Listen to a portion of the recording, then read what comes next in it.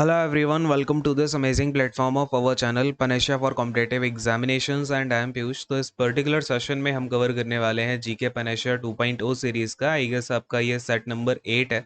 अगर आपने इससे पहले 1 to 7 सेट कवर नहीं किए हैं तो जाके कर लेना, और आपने अगर पनेशा 1.0 सीरीज़ कवर नहीं की है तो वो भी कर लेना।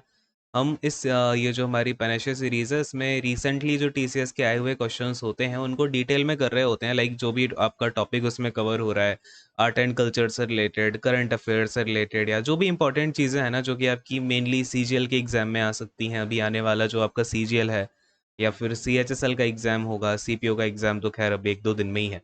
तो उसके लिए आपने आई होप पहले की जो क्लासेस थी ये कर ली होंगी।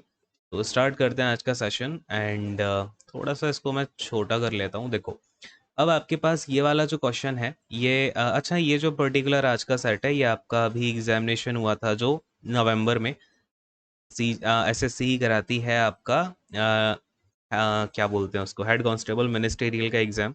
तो उसमें यहाँ पे कुछ अच्छे क्वेश्चंस थे, उनको कवर करते हैं और देखते हैं भाई क्या कुछ चीज़ें आपकी रिसेंटली एग्जाम्स में पूछी जा रही हैं। तो पहला वाला क्वेश्चन है आपके सामने, union education minister and skill development minister जो धर्मेंद्र प्रधान है, ठीक है, ये आपको पता ही होगा। धर्मेंद्र प्रधान जो है हमारे वो यूनियन एजुकेशन मिनिस्टर हैं। एंड इन्होंने जो है किस पोर्टल को यहाँ पे लॉन्च किया है या किस प्लेटफॉर्म को लॉन्च किया है जिससे कि आपका बेस्ट डेवलप्ड जो एडटेक सॉल्यूशंस हैं और कोर्सेज हैं वो स्टूडेंट्स को प्रोवाइड किए जाएंगे। अब ये जो क्वेश्चन है आपका ये काफ़ी इंपॉर्टेंट है। ये एक्चुअली में आपका जन 2022 के करंट अफेयर से ताल्लुक़ रखता है अपना। और अगर आप एसएससी को ऑब्जर्व करोगे तो वो 1 साल के करंट अफेयर पूछेगा। ये भी एग्ज़ाम देखो नवंबर में हुआ है लेकिन जनवरी का करंट अफेयर पूछा हुआ है। तो एसएससी जो है आपका कम से कम 1 साल का तो कवर आपको करना पड़ेगा। और ये क्वेश्चन भी अच्छा है, इससे रिलेटेड हम 2-4 चीज़ें और देखेंगे। सबसे पहले तो वो कौन-सा प्लेटफ़ॉर्म है जो कि आपका अब इस प्लेटफ़ॉर्म में क्या किया गया है ना, इसका टाई अप है एआईसीटीई। एआईसीटीई आई गेस आप लोग समझते होंगे। ये होता है आपका all India council for technical education. इसने हाथ मिलाया है और भी जो प्राइवेट कंपनीज़ हैं उनके साथ में कि उनके जो भी कोर्सेज़ हैं या फिर उनकी कुछ ई-बुक्स हैं जो टेक्निकल कोर्सेज़ से रिलेटेड हैं वो फ्री में बाँट दी जाएँ। कुछ जो अपने इकोनॉमिकली बैकवर्ड बच्चे हैं, स्टूडेंट्स ऑफ द कंट्री, उनको। तो ये कौन-सा ये प्लेटफ़ॉर्म है? तो ये है नीट 3.0। याद रखिएगा, इसमें आपसे क्वेश्चन ये भी पूछा जा सकता है कि जो नीट है इसका फुल फॉर्म क्या होता है? लाइक ये जो हमने नीट 3.0 की बात कर दी है, तो इसमें नीट का मतलब है national national education education alliance for technology, ठीक है? फॉर टेक्नोलॉजी, जैसा कि मैंने आपको बताया टाई अप किसने किया है, एआईसीटीई। और जो एआईसीटी है वो क्या करता है, जो टेक्नोलॉजिकल आपकी एजुकेशन होती है उसका यहाँ पे जो भी करता धरता है वो एआईसीटीई है। तो बेसिकली यहाँ पे हमने बात किसकी करी है, जो टेक्निकल आपके कोर्सेस हैं या फिर आपके टेक्निकल ई बुक्स हो गई या फिर बुक्स हो गई, तो उनको लेकर के यहाँ पे क्या है, कई सारे बच्चों को इसका सॉल्यूशन जो है वो दिया जाएगा। आई गेस इतनी सी बात आपको समझ में आती होगी। नाउ इससे ही रिलेटेड आपकी 2-3 चीज़ें और हैं, जैसे कि आपका एक है दीक्षा, ठीक है? ये भी क्वेश्चन पूछा जा सकता है, आपको ये पता होना चाहिए दीक्षा। फिर है एक पीएम ई विद्या। पीएम ई विद्या जो है हमारा जो ये आया था, बजट आया था ना, यूनियन बजट, तो उसके अंदर जो है पीएम ई विद्या की बात की गई थी। तो ये भी पता होना चाहिए कि भाई पीएम ई विद्या क्या है। और फिर आपका एजुकेशन से ही रिलेटेड एक पोर्टल है स्वयं पोर्टल, ठीक है? तो इन तीनों का यहाँ पे क्या चीज़ है इनके अंदर, ये भी आपको पता होना चाहिए, बिकॉज करंट अफेयर का भी है और यहाँ से एजुकेशन से जो रिलेटेड क्वेश्चन है वो बन सकते हैं, राइट? तो बेसिकली जब कोरोना आया तो उस टाइम पे आपको पता ही है स्कूल्स वगैरह सारे बंद हो गए थे, तो यहाँ पे क्या किया गया था, कई सारे टीवी चैनल्स और सैटेलाइट्स को यहाँ पे निर्देश दिया गया था कि आप अपने अपने टीवी चैनल्स बनाओ और उस पर एजुकेशन से रिलेटेड जो भी कंटेंट है वो प्रोवाइड किया जाएगा on the guidelines of NCERT, ठीक है? तो ये था एनसीईआरटी वाला। अब यहाँ पे मेन मुद्दा है कि आपको दीक्षा का फुल फॉर्म पता होना चाहिए। दीक्षा का फुल फॉर्म आपका होता है digital infrastructure, digital infrastructure infrastructure for sharing knowledge sharing app. अब देखो क्या हुआ, जब यहाँ पे गवर्नमेंट ने ये बोला कि हम एनसीईआरटी की गाइडलाइंस पे तो क्या करेंगे, अपना टीवी चैनल्स पे आप एयर कर दो। तो ये तो आपका हो गया नॉलेज शेयरिंग के लिए, लेकिन फिर क्या हुआ, जो स्टेट गवर्नमेंट्स थी उनका भी एक करिकुलम होता है, तो उनके लिए क्या किया गया, एक ऐप लॉन्च कर दिया गया कि आपका एजुकेशन से रिलेटेड जो भी चीज़ें आप इस दीक्षा ऐप के थ्रू प्रोवाइड करा सकते हो, ठीक है। तो एक प्लेटफॉर्म था जहाँ पे अलग अलग वेरियस रीजन्स के जो बच्चे हैं उनको रीजनल लैंग्वेज के थ्रू क्या किया जाए, उनको ज्ञान दिया जा सके, क्योंकि वो अपने स्कूल में जो है एजुकेशन नहीं ले पा रहे थे, ठीक है। अब बात करते हैं स्वयं पोर्टल की। अच्छा, एक बात याद रखना, ये जो आपका दीक्षा पोर्टल है इसे लॉन्च किया था एमएचआरडी ने, ठीक है। एमएचआरडी है आपकी ministry of human resource and development, ठीक है। और जबकि ये जो आपका नीट 3.0 पोर्टल है ये आपका एजुकेशन और स्किल डेवलपमेंट मिनिस्टर ने लॉन्च किया है। तो ये थोड़ा सा डिफरेंस है, याद ये ना क्वेश्चन ऐसे कई सारे फ्रेम होते हैं और ये रिसेंट एग्जाम में कई कई जगह ऐसे क्वेश्चन दिखे भी हैं, इसलिए मैं आपको एक साथ क्लस्टर में ये सारी चीज़ें प्रोवाइड कर रहा हूँ। बात करते हैं सबसे पहले तो, अब देखो ये जो स्वयं पोर्टल है ना, बेसिकली इसका एक और पार्ट है स्वयं प्रभा, ठीक है। तो दोनों को ही एक बार देख लेते हैं। जब हम बात करेंगे स्वयं पोर्टल की तो इसका फुल फॉर्म होता है study web of active learning for young aspiring minds, ठीक है। तो बेसिकली इसको लॉन्च किया गया था क्यों, ताकि जो 32 चैनल्स हैं, डीटीएच के जो चैनल्स होते हैं डायरेक्ट टू होम, इसमें आप क्या करो, ये वही चीज़ है कि इसमें एजुकेशन से रिलेटेड आपका जो भी अलग अलग सब्जेक्ट होते हैं ना, हायर एजुकेशन सब्जेक्ट होते हैं। बेसिकली स्वयं पोर्टल के अंदर ना हायर एजुकेशन सब्जेक्ट की बात की गई थी। तो उसमें आप क्या करोगे, इससे रिलेटेड जो भी स्किल सेक्टर के कोर्सेज हैं, हायर एजुकेशन के कोर्सेज हो गए, उनको आप जो है प्रोवाइड करा सको, क्वालिटी एजुकेशन मिल सके बच्चों को, ठीक है। तो ये था आपका स्वयं और स्वयं प्रभा, दोनों ही बेसिकली एक ही चीज़ थी, दोनों को एमएचआरडी ने ही लॉन्च किया हुआ है। देन ये अगर आप पीएम ई विद्या देखोगे तो पीएम ई विद्या में बात की गई कि भैया one nation one digital platform. अब देखो आपने देखा यहाँ पे हमने क्या किया, ये अलग अलग आपके पोर्टल थे, स्वयं पोर्टल था, स्वयं प्रभा था। तो बेसिकली पीएम ई विद्या क्या बोलता है, ये एक स्कीम है पीएम ई विद्या, इसको मैं थोड़ा सा ऊपर ही लिख देता हूँ, ठीक है यहाँ पे। तो बेसिकली आपसे पीएम ई विद्या ने क्या बोला कि one nation one digital platform, और इसका जो क्वेश्चन है वो भी ऐसा ही आया था कि one nation one digital platform को लेकर के कौन सी स्कीम लॉन्च की गई है। तो वहाँ पे ऑप्शंस में आपको ऐसे दिखेगा पीएम विद्या, पीएम ई विद्या, ऐसे 3-4 ऑप्शंस आपको मिलेंगे। तो याद रखिएगा पीएम ई विद्या जो है आपका वो पोर्टल है जिसमें one nation one digital platform की बात करी गई है, ठीक है। तो ये चीज़ है, और इसके अंदर की ज़्यादा डिटेलिंग नहीं रखनी है, ये जो मैं आपको बातें बता रहा हूँ ना कि किसकी डेट याद रखनी है, किसके अंदर का चीज़ें जो है वो याद रखनी है, बस उतना उतना ही देखना है, राइट। अगले क्वेश्चन पे मूव ऑन करते हैं। तो देखो यहाँ पे आपसे क्या बोला जा रहा है कि which of the following IIT has developed a solar powered unmanned autonomous survey craft for the Indian port and inland waterways. ये क्वेश्चन अगेन आपका रिपीट हो सकता है, काफ़ी इंपॉर्टेंट है, तो इसको याद रख लेना कि करंट अफेयर का क्वेश्चन है वैसे ये। और मज़े की बात यह है कि ये क्वेश्चन आपका एसएससी के ही 2 एग्ज़ाम में रिपीट हो चुका है, और ये तीसरी बार एसएससी के किसी एग्ज़ाम में रिपीट हुआ है, और चांसेस है कि ये तीसरी बार आपका, चौथी बार जो भी है वो सीजीएल में भी रिपीट कर जाए। क्यों ऐसा बोल रहा हूँ, क्योंकि ये जो कार्यक्रम हुआ था आपका, ये 20 नवंबर और 2020 की न्यूज़ है, और इसे अभी तक एसएससी 3 एग्ज़ाम में पूछ चुका है। तो ये एसएससी की आदत ही है, वो करंट अफेयर को भी स्टैटिक जीके जैसे डील करने लग गया है। तो अपन भी याद कर लेते हैं इसको। किसने लॉन्च किया है, आईआईटी मद्रास ने लॉन्च किया है। कौन से पोर्ट पे इसकी टेस्टिंग की गई थी, तो चेन्नई के कोस्ट पे पड़ता है, चेन्नई कोस्ट पे पड़ता है कामराजोर करके, कामराजोर पोर्ट करके पड़ता है, वहां पे जो है इसकी पहली बार टेस्टिंग की गई थी। आई गेस इस तरीके के क्वेश्चंस आप समझ पा रहे होंगे कि आपको क्यों याद रखने हैं। अगले वाले क्वेश्चन की बात करते हैं, थर्ड वाले। अच्छा, एक काम करूंगा मैं ना, आपको एक सेपरेट सेशन में ना आईआईटीज इन न्यूज़ का जो भी यानी कि जितने भी आईआईटी न्यूज़ में रहे हैं एक एक मंथ में, अलग अलग मंथ के, वो कराता जाऊंगा, जिससे कि आपको क्लैरिफाई हो जाएगा कि भाई कौन कौन से आईआईटी हमें अपने माइंड में रखने हैं। क्योंकि आईआईटी जब बेसिकली आईआईटीज जब एक अच्छी चीज़ डेवलप करते हैं या खुद से पहली बार देश में वो चीज़ लॉन्च की जाती है, तो वो बहुत इंपॉर्टेंट हो जाता है, ठीक है। उसके क्वेश्चन आते ही आते हैं किसी ना किसी एग्जाम में, चाहे आपका वो, अब देखो ये सीजीएल के लिए भी इंपॉर्टेंट है, बैंकिंग के लिए भी इंपॉर्टेंट है, या फिर आप एफसीआई का एग्जाम दोगे वहाँ भी पूछा जा सकता है। तो ये क्वेश्चन ना हर जगह ऐसे पूछे जाते हैं, क्योंकि ये क्या है, नेशनल अफेयर की बात हो जाती है फिर। खैर, अगले वाले क्वेश्चन की बात करते हैं। Who has been appointed as the chairperson of National Human Rights Commission NHRC in April 2021। अच्छा जी, तो यहाँ पे एनएचआरसी की बात की गई है, और आप देखोगे यहाँ पे अप्रैल 2021 है, तो आप कहोगे सर यहाँ पे तो ये करंट अफेयर इन्होंने जो है बहुत ही पुराना पूछ लिया, बट ऐसा नहीं है। अपॉइंटमेंट जो होते हैं ना, वो अपॉइंटमेंट आपके अराउंड 1 से लेके 2 ईयर तक के पूछे जाते हैं, और ये कोई नई बात नहीं है। तो अगर आप अभी एसएससी में आपने पहले तैयारी नहीं की हुई है और आपने कोई एग्ज़ाम नहीं दिया हुआ है, तो इसको नोट डाउन कर लो, और कोशिश करना कि आप जितने भी अपॉइंटमेंट हुए हैं पिछले 1 साल में, उनको तो याद करके ही जाओ, ठीक है? ये one of the most important topic है, अपॉइंटमेंट। ये आपको 1 साल से या 1.5 साल 2 साल तक हो जाए तो दी बेस्ट है, नहीं तो आप 1 ईयर के तो करके जाओ ही जाओ, ठीक? उसमें मोस्टली चीज़ें कवर हो जाती हैं, या मेरे से होगा तो मैं करा दूंगा। एंड फिलहाल देखते हैं यहाँ पे। तो इनका नाम है अरुण कुमार मिश्रा, ठीक है? एज ऑफ नाउ कौन है? अरुण कुमार मिश्रा है। और क्या याद रखोगे? अच्छा, एनएचआरसी कब आपका सेटअप किया गया? तो ये याद रखना कि ये 12 अक्टूबर 1993 को जो है इसकी स्थापना की गई थी। ये एक स्टैच्यूरी बॉडी है, स्टैच्यूरी बॉडी है।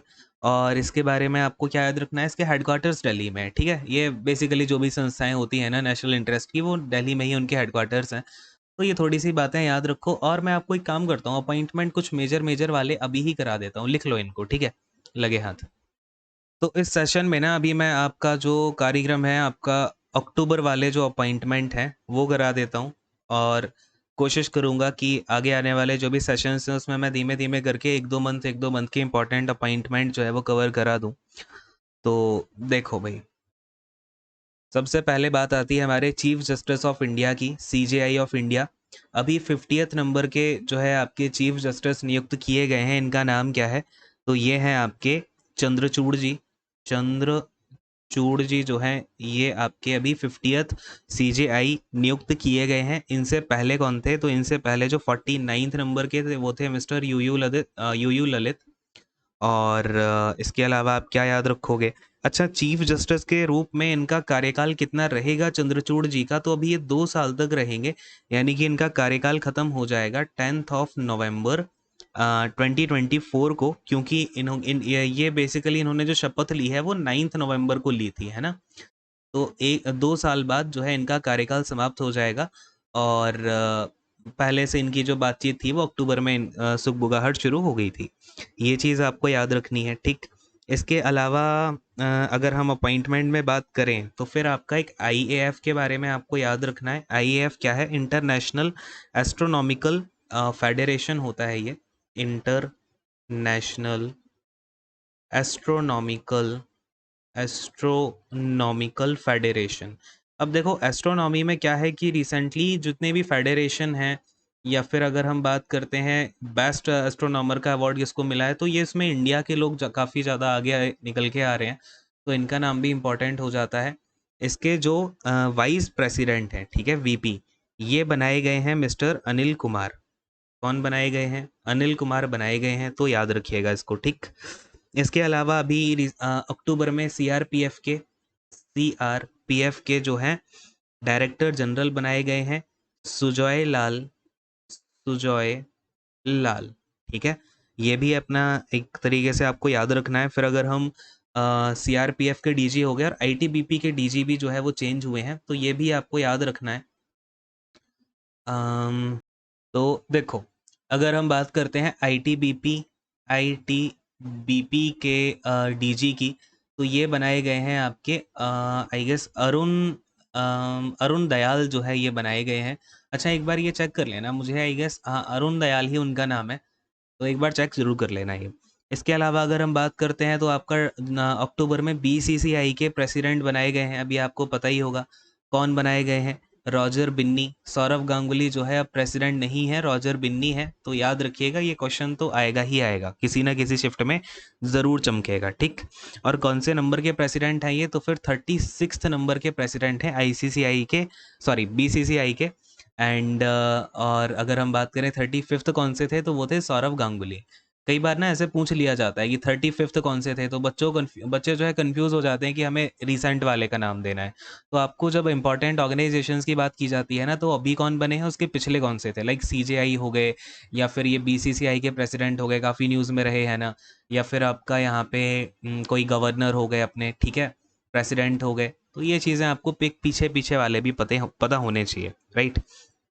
अब इसके अलावा आपको क्या पता होना चाहिए? हाँ, जो सीजीए हैं वो भी आपके अभी अक्टूबर में चेंज हुए हैं। सीजीए, सीजीए समझते हो ना? Controller general of accounts. Controller general of accounts. तो ये जो है अभी कौन बनाई गई हैं, तो ये हैं आपके भारती दास। ठीक है, कहाँ लिखूं, यहाँ पे लिख देता हूँ, देखो ये है भारती दास। नाम याद रखना काफ़ी इंपॉर्टेंट है, तो ये भी आपसे पूछा जा सकता है। एंड आईसीआईसीआई बैंक के जो एमडी और सीईओ हैं ये भी चेंज किए गए हैं।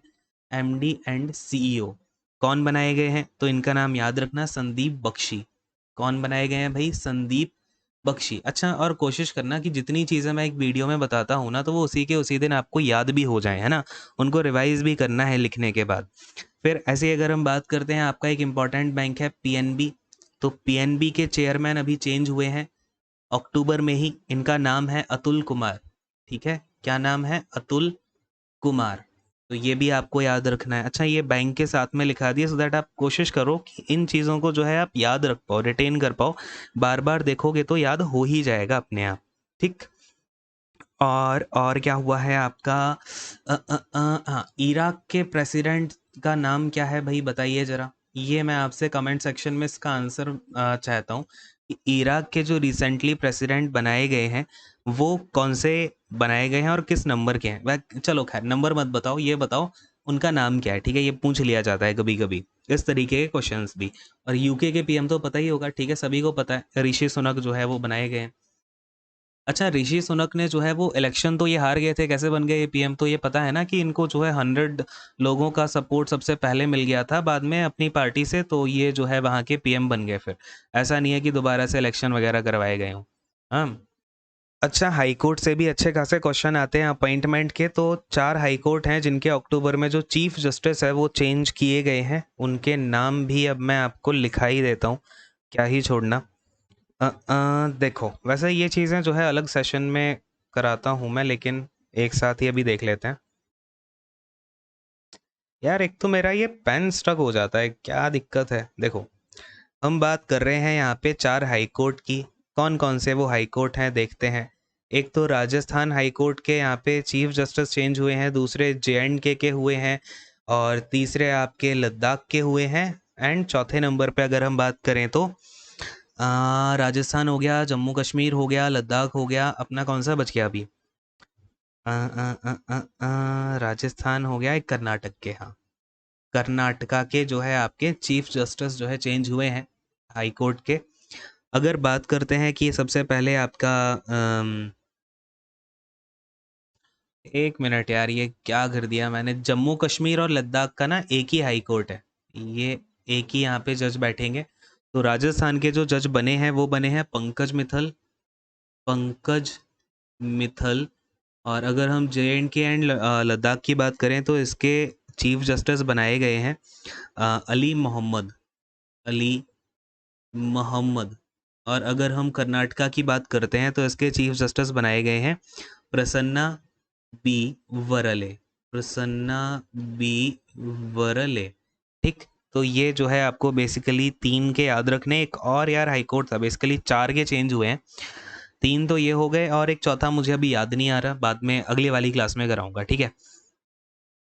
तो भाई ये आपका करंट अफेयर का कार्यक्रम हो गया। अब आते हैं इस वाले क्वेश्चन पे, which state of matter is made up of ionised gas which consist of a balance mix of electron, positive ion and neutral particles. तो बेसिकली आपको ये पता होना चाहिए कि हमारे मैटर की कितनी स्टेट होती हैं, है ना। तो अगर हम बात करते हैं ना फंडामेंटली कितने स्टेट ऑफ मैटर होते हैं, इस बात को ध्यान से समझना। कई बच्चे ना इस चीज़ में बहुत कंफ्यूज रहते हैं, फिर क्वेश्चन को गलत सलत कराते हैं। क्वेश्चन की लैंग्वेज हमेशा समझना। अगर आपसे बोला गया है कि फंडामेंटली मैटर कितने स्टेट में एग्जिस्ट कर सकता है, तो 3 में, सॉलिड, लिक्विड और गैस। ठीक है, ये क्या है आपका फंडामेंटली। लेकिन 2 स्टेट और आपकी ऑब्जर्व की गई हैं, ये फंडामेंटल स्टेट नहीं है। जैसे कि एक स्टेट होती है प्लाज्मा और दूसरी स्टेट होती है आपकी बोस आइंस्टाइन कंडेंसेट। ठीक है, बोस आइंस्टाइन कंडेंसेट, ये जो है आपकी 5वीं स्टेट है। इन दोनों में फ़र्क क्या है, प्लाज्मा की जब भी हम बात करते हैं ना, तो इस प्लाज्मा के अंदर ना कुछ आयनाइज्ड गैसेस होती हैं, चार्ज्ड पार्टिकल्स होते हैं। ठीक है, प्लाज्मा की बात जब भी होगी, 2 चीज़ें होती हैं इसके अंदर। एक तो आपके पास क्या होती हैं, आयनाइज्ड गैसेस प्लस में चार्ज्ड पार्टिकल्स। अब आप कहोगे सर ये क्या कार्यक्रम है भाई, बात समझ नहीं आई।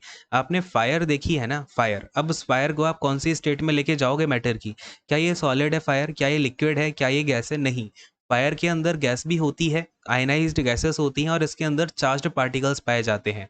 तो fire is the best example of plasma. तो प्लाज्मा बेसिकली क्या होता है, प्लाज्मा वो स्टेट होती है, देखो अब देखो ये फंडामेंटली तो फायर नहीं है ना। फायर को तो हमने जब किसी सब्सटेंस को जलाया, किसी एक पर्टिकुलर चीज़ को जलाया, तब हमारे पास ये फायर की जो है फेज़ निकल के आती है या फिर ये स्टेट निकल के आती है। फंडामेंटली तो फायर एग्जिस्ट नहीं करती कि भाई फायर वहाँ पे पड़ी हुई है उठा के ले आओ, ऐसा तो नहीं बोल सकते ना। आप बात समझ में आ रही है दिमाग में? इसलिए हम क्या बोलते हैं, फंडामेंटली तो तीन ही है, यानी कि अगर हम देखें अपने नेचर में तो तीन ही फॉर्म में कोई भी मैटर एग्जिस्ट करता है, या तो सॉलिड है या लिक्विड है या गैस है। लेकिन अगर हमने उसमें थोड़ी सी छेड़छाड़ करी, लेट से हमने आग जला ली, तो वो किसका एग्जाम्पल हो गया, प्लाज्मा का एग्जाम्पल हो गया। अब हम धीमे धीमे जब स्पेस में जाते हैं तो स्पेस में कई सारे एग्जाम्पल मिलते हैं जहाँ पे आयनाइज्ड गैसेस मिलती हैं, और फिर उसके अंदर हमें कई सारे जो है मिक्सचर मिलता है चार्ज्ड पार्टिकल्स का, है ना, तो उसको हम बोल देते हैं प्लाज्मा। ठीक, बात समझ में आई मेरी यहाँ तक?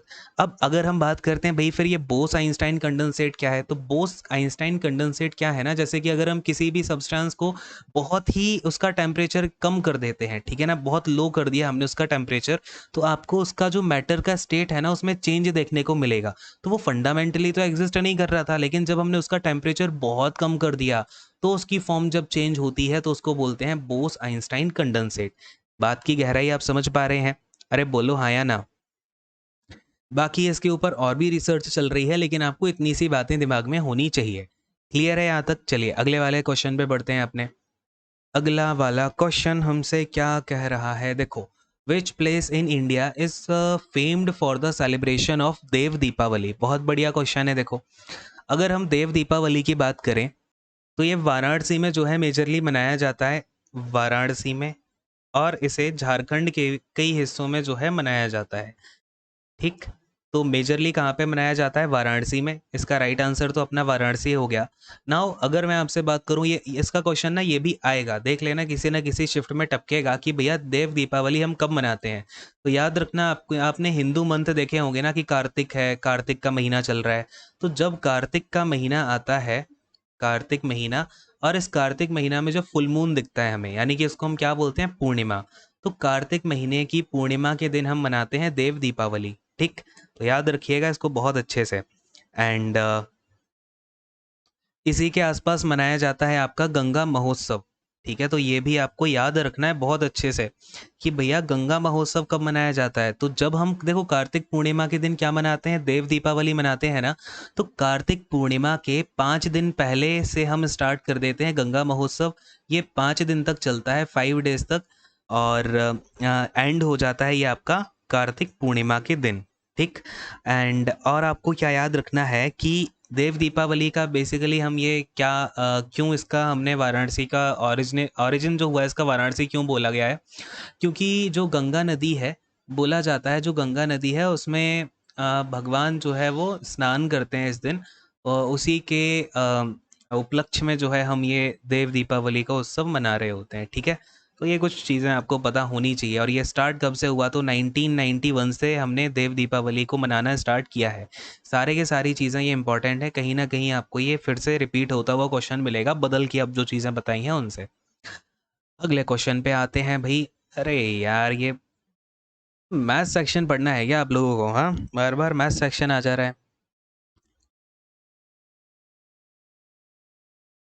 आ, मेरी वॉइस आ रही है ना? हाँ, तो देखो, अगर हम यहाँ पे बात करते हैं कि हाँ, अगला क्वेश्चन देखो, question number 6, which of the following is not an objective of micro finance institutions in India. तो यार ये पता नहीं, कभी पेन स्टक हो जाता है, कभी ये जो हम रिकॉर्डर सॉफ्टवेयर है इसमें कुछ कुछ प्रॉब्लम आ रही है, क्या ही चल रहा है। माइक्रो फाइनेंस इंस्टीट्यूशन का क्या ऑब्जेक्टिव नहीं होता है, MFI। एक्चुअली में क्या हुआ, मैंने काफ़ी टाइम से ऑनलाइन सेशंस रिकॉर्ड नहीं किए, तो आई गेस 2 मंथ के अप्रॉक्स हो गया होगा, बिकॉज अभी हम जो है पूरी टीम के साथ मिलकर के ये 2 महीने हमने काम किया है गोल्डन बुक पे। तो उसके बारे में अगर आपको देखना हो, जाके पीछे ही कोई वीडियो पड़ी होगी उसमें देख लेना, ठीक है, कि क्या कुछ चीज़ें हैं उसमें। बात कर रहे हैं MFI की, तो बेसिकली ये MFI क्या होता है इसको समझना ज़रूरी है, इकोनॉमिक्स का इंपॉर्टेंट पार्ट है। देखो, ये माइक्रो फाइनेंस इंस्टीट्यूशन का काम क्या होता है बेसिकली, जब हम ये क्या प्रोवाइड कराते हैं, माइक्रो लोन्स प्रोवाइड कराते हैं। जैसे कि कोई गांव में कोई गरीब लोग हैं, किसान हैं, तो उनको माइक्रो लोन देते हैं। माइक्रो लोन का मतलब समझना, जो भी आपके पास 1 लाख से 1 लाख या 1 लाख से कम की जो भी राशि होती है लोन के रूप में प्रोवाइड की जाती है, उसको हम माइक्रो लोन बोलते हैं। तो अब आपको ये बात समझ आई कि भैया जो भी इंस्टीट्यूशंस क्या करेंगे, माइक्रो लोन प्रोवाइड कराएंगे किसानों को या गरीब लोगों को या फिर लेबर्स हो गए, ठीक है ना, लेबरर्स हो गए, या फिर आपके जो भी ऐसे जिनकी इकोनॉमिक एक्टिविटी ज़्यादा नहीं है, वेंडर्स हो गए, स्ट्रीट वेंडर हो गए, या फिर सब्जी का ठेला लगाते हैं वो लोग हो गए। तो इनको अगर 1 लाख से कम की राशि का लोन चाहिए है तो ये माइक्रो फाइनेंस इंस्टीट्यूशन जो है वो दे सकते हैं, ठीक। अब इसमें दूसरी बात निकल के आती है, ये माइक्रो फाइनेंस इंस्टीट्यूशन क्या सिर्फ सरकारी होते हैं या प्राइवेट होते हैं? तो देखो, इसका गवर्नमेंट की तरफ से तो आपके जो आरआरबी यहाँ पे इस्टेब्लिश किए गए हैं, रीजनल रूरल बैंक, ठीक है। और दूसरे होते हैं आपके यहाँ पे कई सारी प्राइवेट कंपनीज होती हैं जो कि इसमें लोन प्रोवाइड कराती हैं। एनबीएफसीज आपने नाम सुना होगा। एनबीएफसी क्या होता है? नॉन बैंकिंग फाइनेंस कंपनीज, यानी कि बैंकिंग कंपनीज नहीं होती हैं, लेकिन ये फाइनेंस करती हैं छोटे छोटे लोन लोगों की हेल्प के लिए, ठीक। ये हो गए। या फिर कुछ आपने SHG का नाम सुना होगा। ये क्या होते हैं? सेल्फ हेल्प ग्रुप होते हैं, जहाँ पे कि लेबर क्या होता है, अपना एक दिन का अगर 50 रुपये जमा करता है, महीने का 1,000 रुपये जमा करता है, तो उसको बाद में कभी ज़रूरत पड़ी तो वो अपना जो है 50-60 हज़ार का लोन लेके आ सकता है, बाद में जमा कर देगा। तो ये आपस में ही इकट्ठे करते हैं, लेटर से 50-60 लोगों ने मिलके जमा कर लिया, फिर बाद में उसको निकाल लिया, तो इनको बोला जाता है सेल्फ हेल्प ग्रुप्स, ठीक है। या फिर कोई एनजीओ हो गया जो कि लोगों की मदद करना चाहता है, तो वो भी इस तरीके के जो है लोन प्रोवाइड करता है। अब एक बात यहाँ पे समझिएगा कि इन सारी कंपनीज को कोई ना कोई तो रेगुलेट करेगा। तो कौन रेगुलेट करता है? तो इसमें आपका आता है NBFC MFI, जो इसकी रूल, ठीक है। एनबीएफसी का मतलब non banking finance companies micro finance institutions का जो रूल है 2011 में लेके आया गया। इसके तहत बोला गया कि जो आरबीआई है वो इनकी सारी की सारी गतिविधियों पे नज़र रखेगा, कहीं ये कोई मेल प्रैक्टिसेस तो नहीं कर रहे हैं, यानी कि ये लोन देने की आड़ में कोई अपना इधर उधर का धंधा तो नहीं चला रहे हैं, ठीक है, या लोगों को ठग तो नहीं रहे हैं। तो ये चीज़ है, आई गेस आपको ये पूरा माइंड में क्लियर हुआ होगा। अब आपको समझ आएगा ये क्वेश्चन। इन्होंने बोला है कि कौन सा ऑब्जेक्टिव नहीं है, तो बेसिकली आरआरबी का या इन कंपनीज का ऑब्जेक्टिव क्या हो सकता है? लिविंग स्टैंडर्ड्स उनके इम्प्रूवमेंट करना, सही बात है। पॉवर्टी एलिविएशन करना, यानी कि जो पॉवर्टी है उसको दूर करना। आप लोन लोगे, आपने छोटा सा बिजनेस शुरू किया, आपने दुकान भी डाली, तो धीमे धीमे पॉवर्टी खत्म होनी शुरू होगी, तो ये भी करेक्ट बात है। फिर मैंने कहा ये प्रमोशन ऑफ फाइनेंशियल इंक्लूजन, ये जो वर्ड है ना फाइनेंशियल इंक्लूजन, ये बहुत ही इंपॉर्टेंट है। ये जो आपने जन धन योजना आपने सुनी होगी, जब ये इंट्रोड्यूस की गई थी, तो इसमें सबसे पहला पॉइंट यही था कि हम जनधन अकाउंट क्यों खुलवा रहे हैं, क्योंकि लोगों को फाइनेंशियल इंक्लूजन देना है। Now you have to understand this term कि फाइनेंशियल इंक्लूजन का मतलब क्या है। इसका मतलब होता है कि जितने भी इलिटरेट लोग हैं, गांव में रह रहे हैं, किसान हैं, उनके पास तो बैंक तक जाने की एक्सेस भी नहीं है।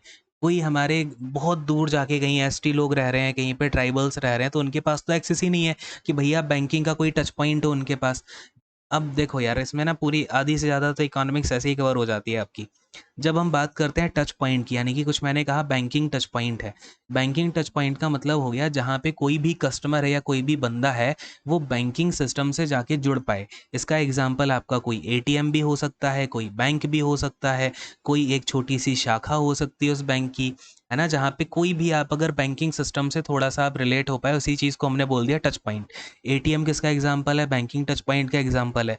तो भैया फाइनेंशियल इंक्लूजन बोलता है कि सारे के सारे लोगों को ना कम से कम उनका अकाउंट खुलने की, उनको ये पता हो कि अकाउंट कैसे खुलवाया जाता है, हमारे लिए क्या क्या योजनाएं सरकार लेके आ रही है, या फिर बेसिकली उनके पास में थोड़ी बहुत धनराशि जो है वो अपने बैंकिंग सिस्टम में लेके आ पाएँ। इसको बोला जाता है फाइनेंशियल इंक्लूजन, ठीक है।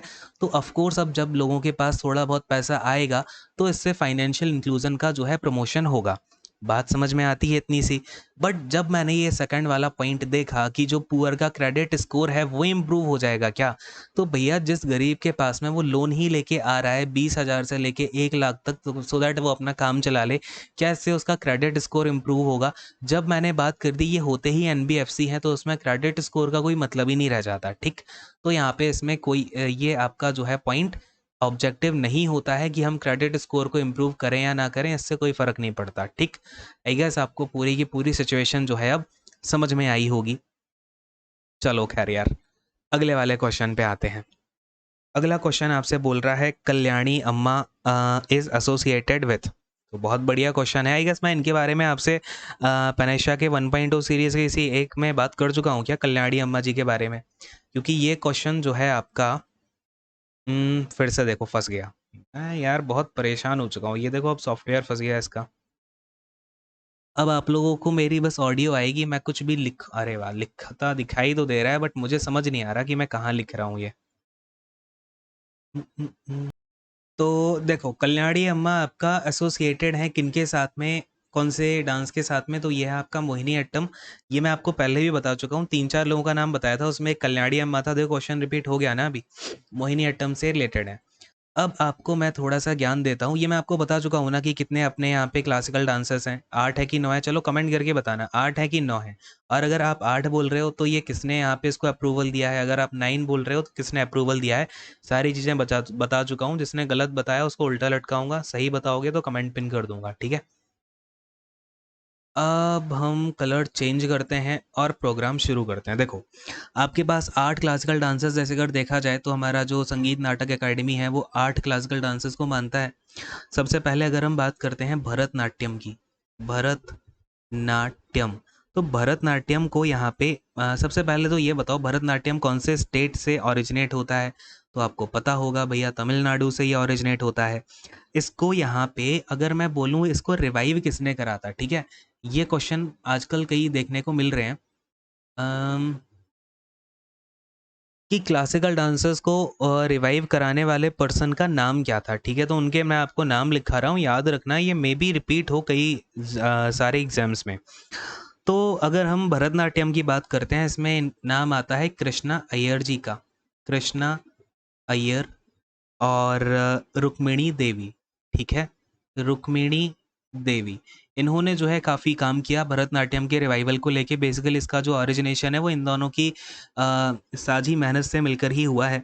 अगर हम बात करते हैं कुछ इम्पोर्टेंट भरतनाट्यम से रिलेटेड अपने डांसर्स की, तो इसमें आपके कृष्ण मूर्ति जी हो जाते हैं। कृष्ण मूर्ति, कृष्ण मूर्ति जी हो गए। इसके अलावा लक्ष्मी विश्वनाथन, लक्ष्मी विश्वनाथन। अच्छा, ये मैं आपको हर बार बोलता हूँ कि मेरी कोई भी सेशन होता है तो उसमें आपको पेन और पेपर लेके आना है। उस पेन और पेपर पे ना इसको लिख लेना, ये बहुत जगह यहाँ से कई क्वेश्चन आपको दिखेंगे, ठीक है? इसके अलावा आपका जो है मृणालिनी साराभाई, मृणालिनी साराभाई। तो अगर आपको कहीं भी ऐसे क्वेश्चन दिखते हैं कि मृणालिनी साराभाई किससे रिलेटेड हैं, या फिर आपका लक्ष्मी विश्वनाथन, कृष्णमूर्ति जी, एक और हैं मल्लिका साराभाई, मल्लिका साराभाई, तो ये सब किससे रिलेटेड हैं, कौन से डांस से रिलेटेड हैं? तो भरतनाट्यम से जो है ये आपका रिलेटेड है।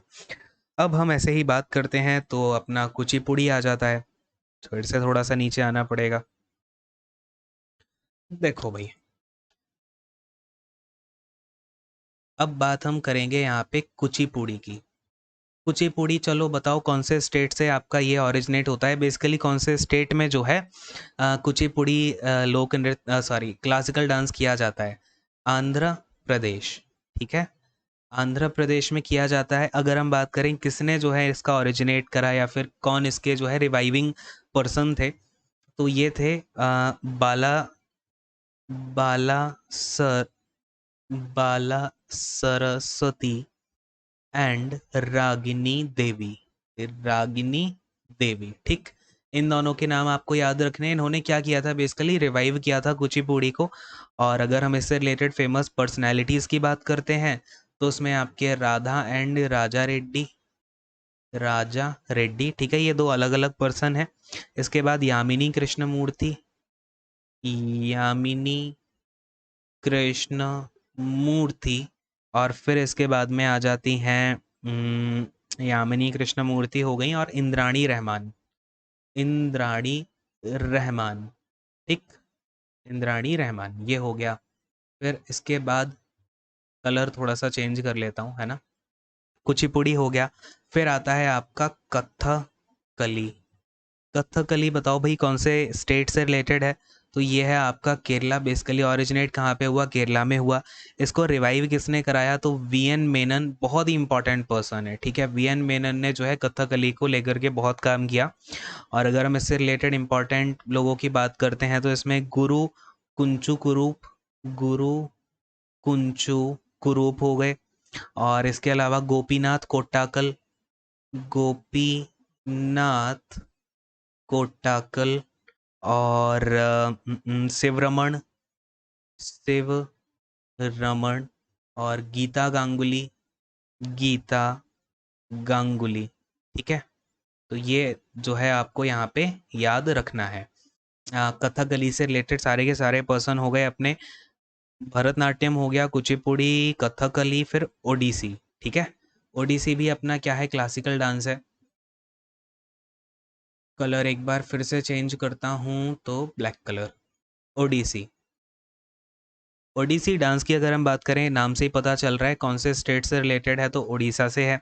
इसके रिवाइविंग पर्सन कौन थी? तो देखो, इंद्राणी रहमान जी जो है ना, इसको रिवाइव किसने करा था? इंद्राणी रहमान। और इन्हीं इंद्राणी रहमान का नाम हमने देखा कुचिपुड़ी में। तो याद रखिएगा, इंद्राणी रहमान जी कुचिपुड़ी से रिलेटेड तो थी, लेकिन इन्होंने रिवाइवल किसका करा, यानी कि कौन सी आर्ट को ये लेकर के आई? तो इंद्राणी रहमान जी ओडिसी नृत्य की जो आर्ट है इसको लेकर के आई। और दूसरे थे इसमें चार्ल्स चार्ल्स फैब्री, ठीक है, फैब्री।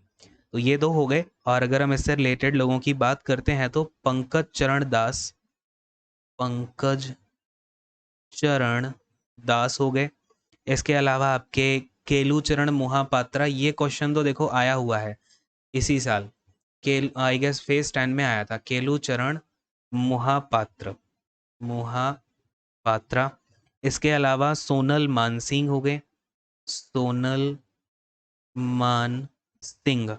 इसके अलावा अपने शैरोन लोवेरी हो गए, शैरोन लोवेरी। तो ये नाम भी आपको याद रखने। ओडिसी हो गया। कौन सा बचता है अभी? मणिपुरी, कथक और सत्रिया, और एक अपना मोहिनीअट्टम तो है ही। थोड़ा सा नीचे आते हैं, चलो भाई फिर से नीचे आ जाते हैं। देखो, अब यहाँ पे हम बात करेंगे मणिपुरी की। मणिपुरी, ऑफ कोर्स मणिपुरी कौन से स्टेट से रिलेटेड है? तो मणिपुर से ही होगा, है ना, कॉमन सेंस है। अगर हम बात करते हैं रिवाइवल किसने कराया, तो राजा भागचंद्र, ठीक है।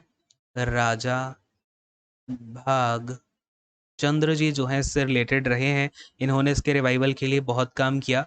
और मणिपुरी के लिए ना नाम यहाँ पे रविंद्रनाथ टैगोर जी का भी आता है। रविंद्रनाथ टैगोर जी ने भी जो है इसके रिवाइवल के लिए काफ़ी काम किया। रविंद्रनाथ टैगोर, ठीक है। फिर अगर हम बात करते हैं इससे रिलेटेड जो डांसर्स हैं उनके क्या क्या नाम हैं, तो इसमें आपका नयन एंड एक हैं गुरु विपिन सिंघा, ठीक है। गुरु विपिन सिंघा, इनका नाम तो अच्छे से याद रखिएगा क्योंकि ये पूछा गया है, स्टेट एग्जाम में पूछा गया है किसी, आई गेस यूके का, उत्तराखंड का या यूपी का कोई स्टेट एग्जाम था, उसमें आया हुआ है ये। इसके अलावा सुवर्णा, सुवेरना, ठीक है। ये दो तीन नाम याद रखना है आपको मणिपुरी से रिलेटेड। फिर आपका आ जाता है, मणिपुरी हो गया। कथक, कथक की बात करते हैं भाई। कथक आपका अगर हम बात करें ओरिजिनेट कहाँ से हुआ है, तो बेसिकली कथक का ओरिजिनेशन है यूपी का, ठीक। और इसका रिवाइवल का श्रेय जाता है लेडी लीला सोखे, लीला सोखे जी को। और अगर हम बात करें कथक से रिलेटेड नामों के, तो आई गेस ये सबको ही पता होंगे। एक तो बिरजू महाराज, बहुत बार क्वेश्चन में पूछा गया, अब तो ये आई गेस आप लोगों को रट गया होगा। एक लच्छू महाराज, लच्छू महाराज हो गए, बिरजू महाराज हो गए। फिर दमयंती जोशी हो गई, दमयंती जोशी, ये नाम तो आई गेस सबको याद ही होंगे। सितारा देवी हो गई, ठीक है। सितारा देवी के बारे में मैंने आपको शायद 1.0 के सेशन में भी बताया था। तो ये कथक हो गया। अब अगर हम सत्रिया की बात करते हैं, सत्रिया, तो सत्रिया का ओरिजिनेशन है असम का। और इसको रिवाइवल करने के लिए नाम आता है शंकर देव का, ठीक है। और यही इसके काफ़ी प्रसिद्ध जो है डांसर भी रहे हैं। तो शंकर देव आप यही याद रख सकते हो, ज़्यादा सत्तरिया के डांसर से रिलेटेड क्वेश्चन देखने को मिले नहीं है। फिर हम बात करते हैं मोहिनी अट्टम की। तो मोहिनी अट्टम जो डांस है ये ओरिजिनेट होता है केरला से, और इससे जो रिलेटेड इम्पॉर्टेंट पर्सन है, यानी कि इनका रिवाइवल का श्रेय जाता है किसको, तो कल्याणी अम्मा जी को। कल्याणी अम्मा जी को। अब बात समझ में आई, मैंने आपको इतनी सारी कहानी क्यों लिखवाई कि भाई कौन से ओरिजिनेट हुआ, यानी कि किस किस ने जो है कौन से डांस को रिवाइवल करने के लिए कितना काम किया है। आई गेस अब आपके दिमाग में जो है थोड़ी थोड़ी बातें घुसी होंगी। अब इससे रिलेटेड अगर हम इम्पोर्टेंट डांसर्स की बात कर लेते हैं, तो थोड़ा सा नीचे आएंगे सो दैट हमको स्पेस मिले। ये हो जाती हैं सुनंदा नायर। सुनंदा नायर। इसके अलावा अपने पास में काल मंडलम। काल मंडलम जी हैं। ठीक है, इनके नाम याद रखना, कहीं ना कहीं फिर से रिपीट होंगे। ठीक। फिर माधुरी अम्मा। माधुरी अम्मा तो याद रखिएगा, कल्याणी अम्मा और माधुरी अम्मा दोनों ही रिलेटेड हैं मोहिनी अट्टम से। इसके अलावा जयप्रभा मेनन। जय प्रभा मेनन। ये जो सारे के सारे नाम हैं आपके रिलेटेड हैं सत्तरिया से, काफ़ी इंपॉर्टेंट डांसर्स रहे हैं। तो अब आपको आई गेस थोड़ी बहुत समझ आई होगी चीज़ें कि हमें क्लासिकल डांस में ना सिर्फ अब यही याद नहीं रखना है कौन से स्टेट से कौन सा क्लासिकल डांस बिलोंग करता है, उनके बेसिकली रिवाइव किसने कराया, उससे रिलेटेड जो पर्सनैलिटीज़ हैं वो कौन कौन सी हैं, ये आपको यहाँ पे आपके माइंड में होना चाहिए। ठीक। तो आज का सेशन यहीं पे एंड करते हैं। आई होप कि आपने बहुत कुछ जो है नई चीज़ें सीखी होंगी। फिलहाल इस सेशन को एंड करते हैं। अगर आपने पहले के 1.0 और 2.0 की प्लेलिस्ट को कवर नहीं किया है तो जाके कर लेना। आपको प्लेलिस्ट वाले सेक्शन में इसकी प्लेलिस्ट मिल जाएगी। अगर हो पाएगा तो मैं आपको ये कमेंट सेक्शन में पिन करा दूंगा, और आप हमारे एप्लीकेशन को डाउनलोड कर सकते हैं जिसमें ही आपको गोल्डन बुक मिलेगी। इसके बारे में अलग से डिटेल मैं बता चुका हूँ तो फिर से उसको बोलने का कोई फ़ायदा नहीं है। एंड और क्या है भाई, हाँ, जो भी लाइक शेयर वाला प्रोग्राम होता है वो कर देना। बार बार मैं बोलता नहीं हूँ क्योंकि आई डोंट थिंक कि ये सब बार बार बोलने की ज़रूरत है। अच्छा लगता है तो भैया शेयर किया करो, ठीक है, शर्म करो थोड़ी सी। एंड करता हूँ सेशन यहीं पे, अच्छे से मेहनत करो, ठीक है। देखो, मेहनत का कोई सब्सटीट्यूट नहीं होता, और जब मेहनत करते हैं ना तो अल्टीमेटली आपको उसका रिजल्ट मिलेगा। बहुत सारे बच्चे हैं मेरे नोन में जिनका कोई एग्ज़ाम एक नंबर से रुक गया, फिर उन्होंने अगला एग्ज़ाम उससे भी अच्छा एग्ज़ाम क्रैक किया। कई बच्चों का डीएफसीसीएल में नहीं हुआ तो उन्होंने रेलवेज़ में, अब वो स्टेशन मास्टर में बन गए हैं, है ना। तो ऐसा होता रहता है कि आपका कोई एग्ज़ाम छोटे नंबर से रह गया तो अगला एग्ज़ाम निकलेगा ही निकलेगा। मेहनत कभी बर्बाद नहीं होती। इन दी एंड ना हर चीज़ एडजस्ट हो जाती है। आपने जितनी मेहनत की है उसका फल वो आपको मिलना ही मिलना है, ठीक है। तो बस यार एंड करूँगा। Thank you so much, God bless you all, take care and bye bye.